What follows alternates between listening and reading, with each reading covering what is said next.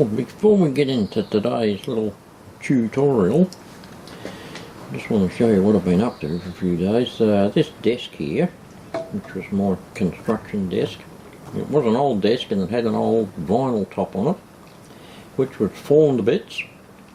So I ripped that off, found a nice piece of covered melamine, which you can just see the edge of it there, underneath there, and that was off a tabletop. Cut a bit off it and it worked out pretty good for size, so screwed that on top of that desk. Cleaned all the stuff up that was on there and been reorganising all my little detail bits in the drawers over yonder, labelling them with the Dymo machine, just trying to get organised, going through all my little bits and pieces and throwing any rubbishy bits out. And I've just finished putting that little Honda motorcycle by Tamiya. It's half formed a bit, so I've just finished gluing that back together and restored that. But here's our little workspace now. Got my nice new cutting mat, the big one, and all my little tools for the trade, files and things over there. So we can make a bit of a start. Right, well this video is basically a tutorial for people who haven't done much kit building. All you guys that have been around for a long time, you're going to know all this, so just bear with me. But this is especially for those who are just starting out, or they're just going to start tackle and making kits and haven't got that far yet. So I'll run through a few of the basics of what it's like to make a kit. We'll start off with this little Atlas platform kit. It's pretty simple, not a real lot to it, but whether it's just a simple little kit like this or a 5 million piece model masterpieces, it all encompasses the same basic principles. And the first basic principle is patience. Now, once you get your kit, the trick is to open the box and have a look what's inside. So, with the case of plastic kits, you'll find that all the bits are usually on injection moulded trees, they call them, and they're all joined together. So the first thing is to get all the bits out and have a look at them. Just familiarising yourself with the bits and pieces of a kit is one of the main things to do. So we'll tip all our little parts out. That plastic bag we do not need anymore. And spread our bits out so we can have a look at them and see what we've got.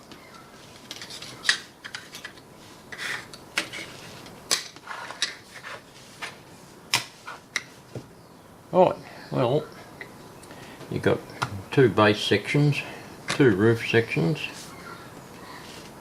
Obviously these little bits here go in the ends of the roofs, like so. We've got roof support framework, and on this little tree here, all the various little small ancillary bits that are also needed. So that's step one, is to familiarise yourself with the bits.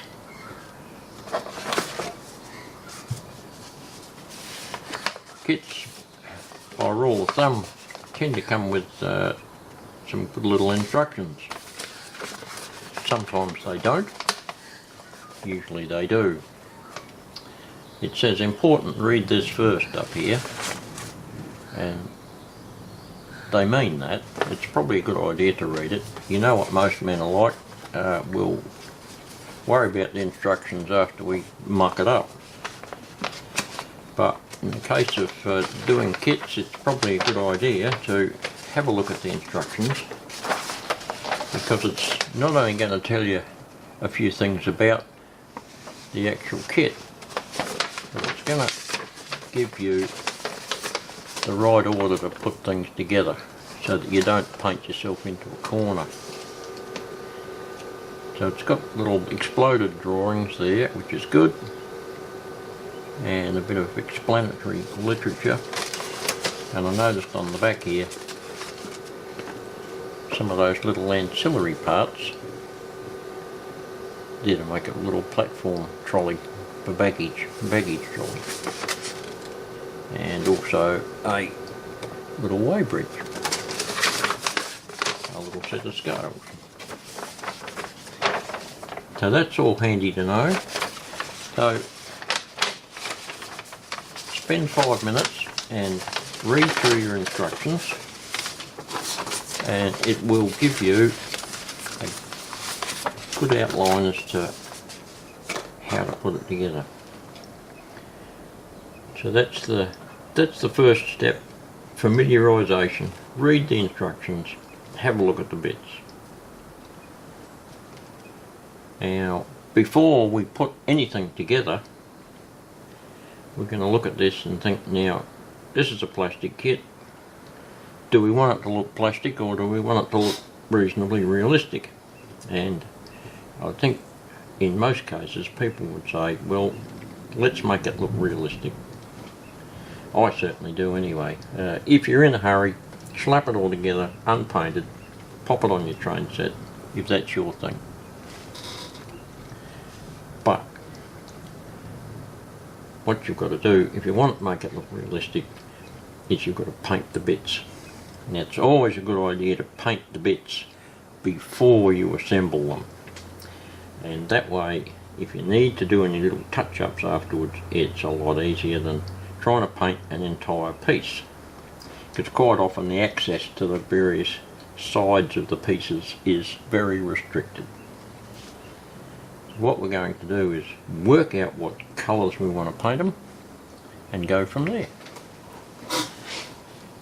It's a good idea sometimes to get some of your major pieces that aren't on your trees and just fit them together and just see how they go, because that'll give you an idea of where they're going to be glued and where you don't need to paint.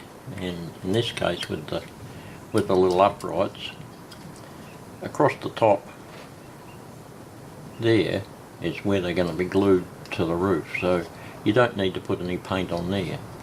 That's just one little small point to make.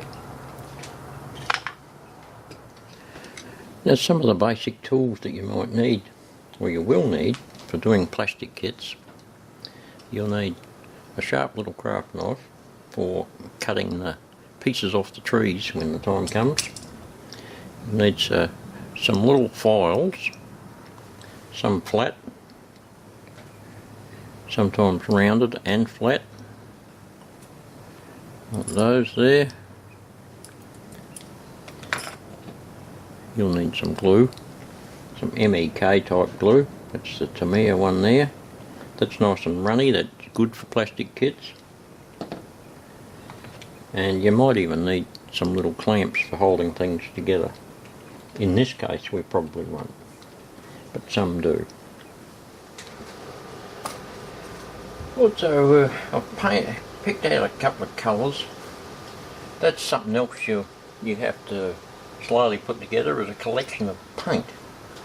And there's all manner of good brands around. There's Tamiya, you've got Deco Art, just to name two, and they're acrylics, and they're good, and water-based acrylics are good, and ones that you can thin with isopropyl are good. You don't have to muck around with horrible things like terps so much. So I picked out just a German grey to get a bit of a base on here. And the good thing about to me is I'll get isopropyl alcohol and really thin them down so you just get a bit of a hint of colour. And we don't want a uniform colour, because nothing, unless it's been freshly painted, is uniform. So you need little bits of dirt, grime and things like that which occur naturally.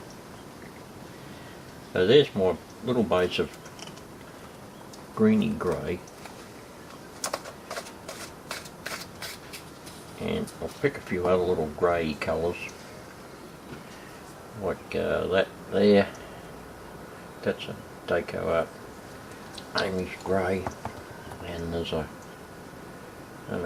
green drab, which you need some sort of discoloration around the base of the upright poles. All this stuff comes with a bit of experience, and when you're walking around in the real world, just have a little look around and see what things look like. So I'm going to put some around there like that, and that'll wash out big time. So I can get those isopropyl onto it.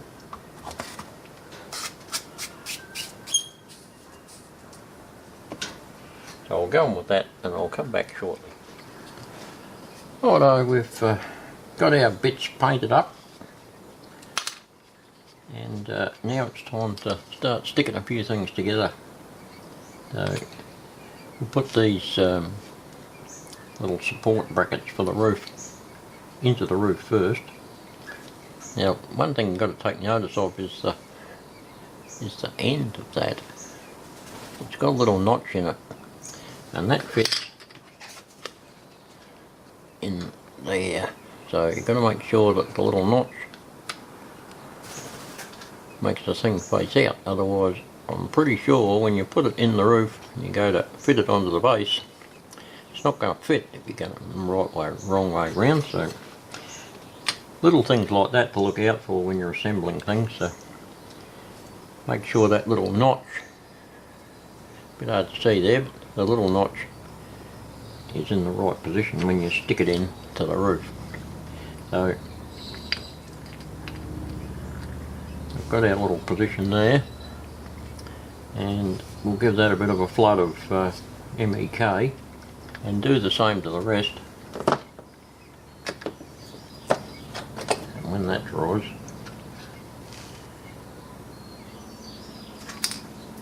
put a bit of that in there like that.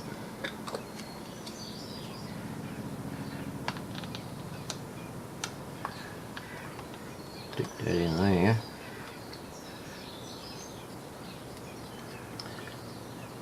And that takes a few minutes to dry off so we can do anything more. So I'll do the rest and come back. Yeah, just one thing I forgot to mention, make sure the gluing surface, in other words this bit up the top of that, is get your little file and get rid of that bit of paint off the plastic.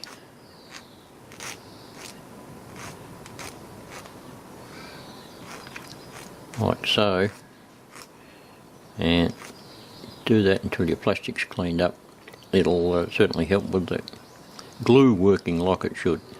Now, while you're waiting for those other bits to dry with the glue, it's a good idea to grab that little other tray with all the little bits and pieces on it and start identifying some other things that you're going to need for the main construction.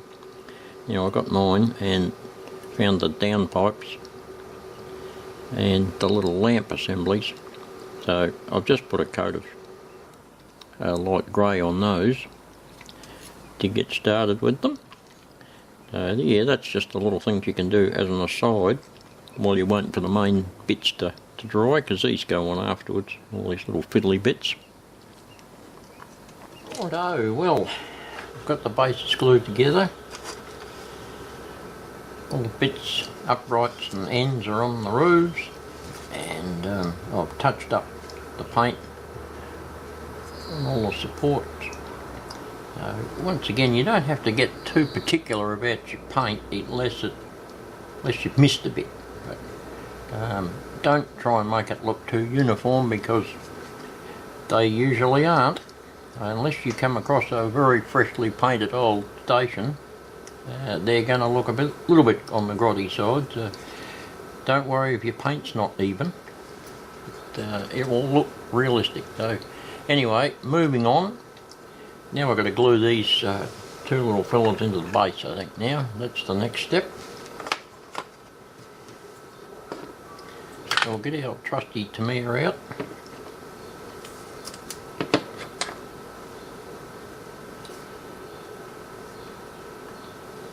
And get a good wad of that in the hole.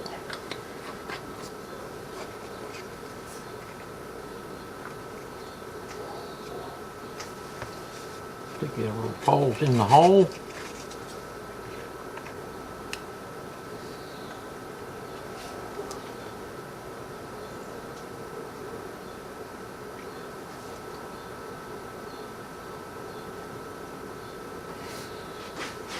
I guess the other thing is we've got to make sure the roofs line up here. We'll just give that a bit of a go there. That'll seep in that crack. And they're sitting pretty good, so I will just leave them and let everything dry, and we'll come back and do some more. So in a while, I've started to fit the down pipes. Only need one on each end basically, and the trick is to make sure there's any little bit of flashing that's going off them to start with.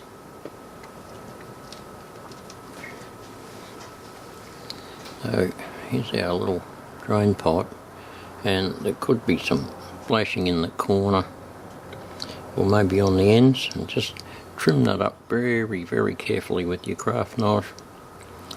And once again, it doesn't really matter about the paint. It doesn't have to be perfect. We can touch it up with tiny little bits afterwards. So I've glued one on to one end, and I'll wait till that sets and turn over and do the other one, and then come back. Righto, update. Glued everything together.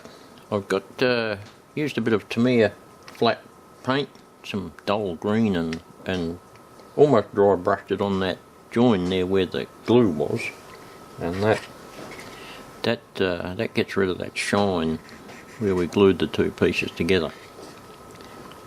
I can still see a tiny bit of glimmering in there, so it might warrant a little bit more paint, but the rest of it, we've got lights in the end, touched up the paint there, got a little sign on, all the downpipes are on, touched up the paint, and put little seats on as well, touched up paint all around here.